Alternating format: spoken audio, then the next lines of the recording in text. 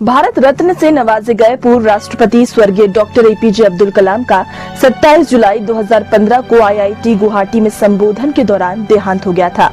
दुनिया से चले जाने के बाद भी उनके किए गए काम, उनकी सोच और उनका संपूर्ण जीवन देश के लिए प्रेरणा स्रोत है। आइए देश के महान राष्ट्र निर्माता के बारे में जाने कुछ बेहद ही रोचक बातें। डॉक्टर अब्दुल कलाम वो व्यक्ति थे जो बनना तो पायलट चाहते थे, लेकिन किन्हीं कारणों से पायलट नहीं बन पाए। फिर हार नहीं मानते हुए जीवन ने उनके सामने जो रखा, उन्होंने उसे ही स्वीकार कर साकार कर दिखाया। उनका मानना था कि जीवन में कुछ भी यदि आप पाना चाहते हैं तो आपका बुलंद हौसला ही आपके काम आएगा। अब्दुल कलाम का जन्म 15 अक्टूबर 1931 को तमिलनाडु के रामेश्वरम के एक गांव में हुआ था। उनके परिवार में 5 भाई और 5 बहन थी और उनके पिता मछुआरों को बोट किराए पर देकर घर चलाते थे। उनके पिता ज्यादा पढ़े लिखे तो नहीं थे, लेकिन ऊंची सोच वाले व्यक्ति थे।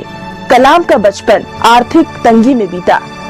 वे पढ़ने के बाद सुबह रामेश्वरम के रेलवे स्टेशन और बस अड्डे पर जाकर समाचार पत्र एकत्रित करते थे। अब्दुल कलाम अखबार लेने के बाद रामेश्वरम शहर की सड़कों पर दौड़ दौड़ कर सबसे पहले उसका वितरण करते थे। बचपन में ही आत्मनिर्भर बनने की तरफ उनका ये पहला कदम था। कलाम ने अपनी आरंभिक शिक्षा रामेश्वरम में पूरी की। सेंट जोसेफ कॉलेज से ग्रेजुएशन की डिग्री ली और मद्रास इंस्टीट्यूट ऑफ टेक्नोलॉजी से एरोनॉटिकल इंजीनियरिंग की डिग्री प्राप्त की। 2002 में राष्ट्रपति बनने के बाद भी उनके दरवाजे सदा आम जन के लिए खुले रहते थे।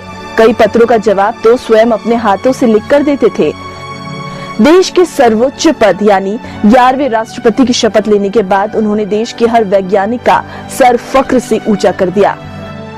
कलाम को विद्यार्थियों के प्रति विशेष प्रेम था, जिसे देखकर संयुक्त राष्ट्र ने उनके जन्मदिन को विद्यार्थी दिवस के रूप में मनाने का निर्णय लिया।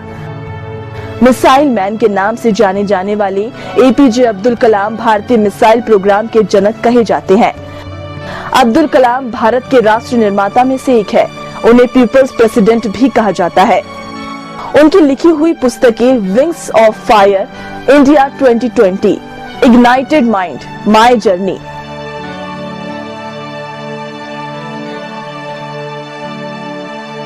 भारत में अब्दुल कलाम उन चुनिंदा लोगों में से जिन्हें सभी सर्वोच्च पुरस्कार मिले।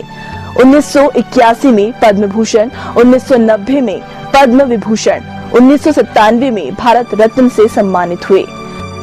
27 जुलाई 2015 को आईआईटी गुवाहाटी में संबोधित करते समय उन्हें कार्डियक अरेस्ट हुआ और देश के महान राष्ट्र निर्माता का